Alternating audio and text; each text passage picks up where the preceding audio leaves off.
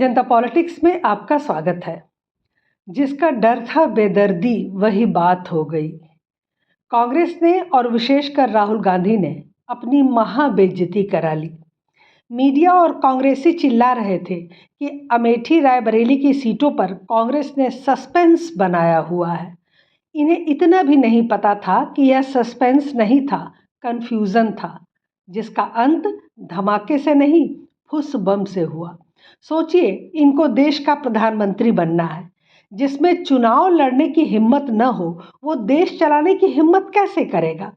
चोरों की तरह कांग्रेस जब अपने आका राहुल गांधी का अंतिम दिन नामांकन दाखिल कराए, जब अपनी पारंपरिक सीट को छोड़कर राहुल को अपनी मां की सुरक्षित सीट से चुनाव लड़ना पड़े, तो आपको समझ जाना चाहिए कि कांग्रेस कहां पहुंच गई है।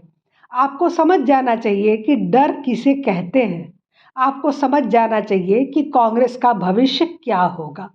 और उससे भी बड़ी एक बात, महिलाओं को समानता और सशक्तिकरण देने का जुमला उछालने वाले राहुल जब लड़की हूँ लड़ सकती हूँ कहने वाली अपनी बहन को चुनाव लड़ने ही न दें, उसके पति रॉबर्ट वाड्रा को चुनाव लड़ने ही न दें, तो एक बड़ा मैसेज समाज में जाता है कि राहुल और सोनिया गांधी को प्रियंका गांधी से भी डर लगता है। वह सक्रिय राजनीति में आई तो शायद इस मंद बुद्धि की छुट्टी हो जाए, और फिलहाल सोनिया ऐसा नहीं चाहती। कुछ लोग जुमला उछाल रहे हैं कि एक ही परिवार के 3 लोग संसद में पहुंच जाएंगे तो कांग्रेस पर परिवारवाद का आरोप मढ़ा जाएगा। ये केवल हास्यास्पद ही नहीं बल्कि जबरदस्त चुटकुला है, जिसकी 4 पुश्तों ने कांग्रेस को अपने इर्द गिर्द समेटे रखा। कभी किसी नेता को उठने और बढ़ने नहीं दिया। जहां रिमोट कंट्रोल से प्रधानमंत्री तक चलाए गए कि शासन का अधिकार तो सिर्फ गांधी परिवार के पास है। कोई दूसरा देश पर अपने तरीके से शासन कैसे कर सकता है? ऐसे बदनाम परिवार को नेकनामी की चिंता होने लगी, परिवारवाद के आरोप की चिंता होने लगी। अगर ऐसा ही था तो बीमार और बूढ़ी सोनिया को स्वयं राज्यसभा में जाने की जगह प्रियंका गांधी को भेज देना चाहिए था। भाई बहन मिलकर राजनीति करते, लेकिन तब सोनिया को अपना सरकारी आवास खाली करना पड़ता और राहुल तो उन्हें अपने साथ रखते नहीं, फिर वो कहाँ जाती?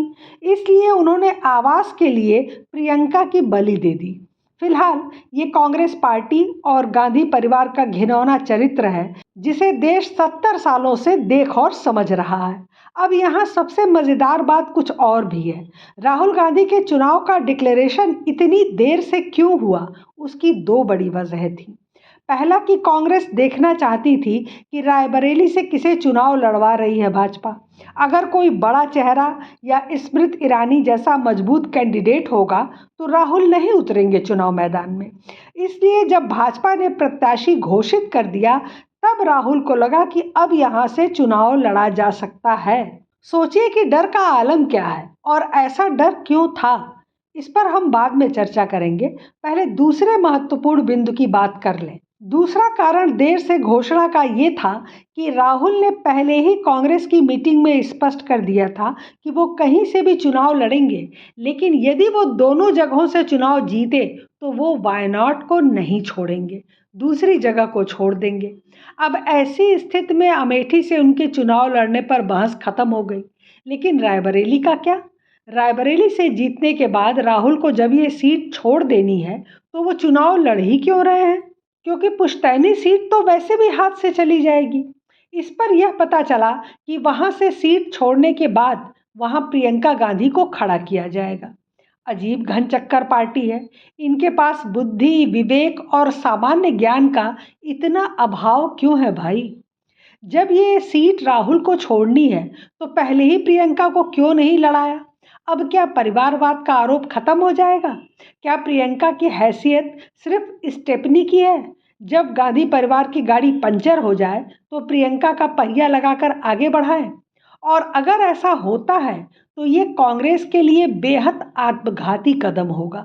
महिला सम्मान की बातें करने वाली कांग्रेस अपने परिवार की महिला का ऐसा मिसयूज करे, उसे दोयम दर्जे का नेता साबित करे, उसके हाथ में नेतृत्व न देना चाहे, तो जनता को स्पष्ट मैसेज जाता है कि कमान महिला के हाथ में तब सौंपो जब सब जगह से फेल हो जाओ।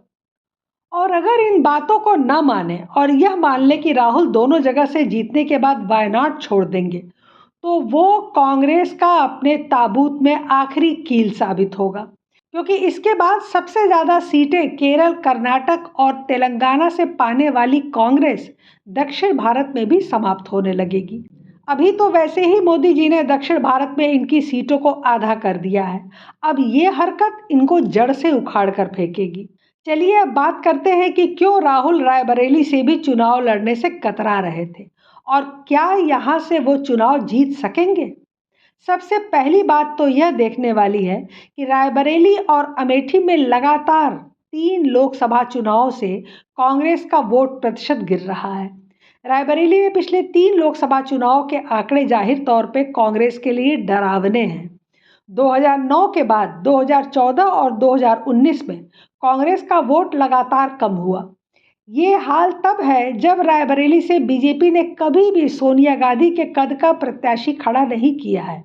2009 के लोकसभा चुनाव में कांग्रेस को मिलने वाले वोट का परसेंटेज करीब 72.2% था, जो कि 2014 में गिर के 63.8% हो गया। 2019 आते आते सोनिया गांधी को मिलने वाले वोट का प्रतिशत गिरकर 55.8% हो गया। इसके ठीक उलट बीजेपी यहाँ लगातार बढ़ रही है। 2014 में बीजेपी को यहाँ 21.1% वोट हासिल हुआ था, जबकि 2019 में वो 38.7% पर पहुंच चुकी थी। अमेठी में भी लगातार कांग्रेस का वोट प्रतिशत गिर रहा है। 2009 में राहुल गांधी दूसरी बार अमेठी से चुनाव जीते तो उनका वोट शेयर 71.8 था। बीजेपी 2009 में केवल 5.8% वोट ही पा सकी थी। 2014 तक आते आते राहुल गांधी का वोट प्रतिशत जबरदस्त ढंग से गिरा और करीब 25% की गिरावट होते हुए उनका परसेंटेज 46.7 पे पहुंच गया। 71.8 से 46.7 पर पहुंच गए, जबकि बीजेपी ने 7 गुना छलांग लगाते हुए अपना वोट शेयर 34.4 पर पहुंचा दिया। जाहिर है कि 5 साल बाद कांग्रेस ने इस सीट को गंवा दिया। बीजेपी का वोट प्रतिशत 49.7 हो गया, जबकि राहुल गांधी 45.9 पर आ गए थे। तो इस हिसाब से राहुल के लिए अमेठी और रायबरेली दोनों ही सीटें कड़ा संघर्ष देने वाली थीं। इस वजह से गांधी परिवार कोई निर्णय नहीं ले पा रहा था, क्योंकि दूसरी हार का स्पष्ट मतलब था राजनीति से राहुल की विदाई। दूसरा कारण था कि अमेठी और रायबरेली दोनों ही सीटों पर समाजवादी पार्टी के साथ आने के बाद भी जातिगत गणित अब कांग्रेस के पक्ष में नहीं है। अमेठी में करीब 26% वोटर्स दलित हैं। पिछले चुनाव में बसपा के समर्थन के बावजूद राहुल गांधी चुनाव हार गए थे। इस बार बीएसपी ने अपना कैंडिडेट घोषित कर दिया है। नतीजन कांग्रेस का वोट शेयर और कम हो सकता है। अनुमान लगाया जाता है कि करीब 18% ब्राह्मण और 11% राजपूत वोटर्स हैं। इनके अलावा 10% लोध और कुर्मी भी हैं, जो बीजेपी के कोर वोटर्स बन चुके हैं। समाजवादी पार्टी के साथ चुनाव लड़ने के चलते करीब 20% मुस्लिम वोट कांग्रेस को एक तरफा मिलने की संभावना है।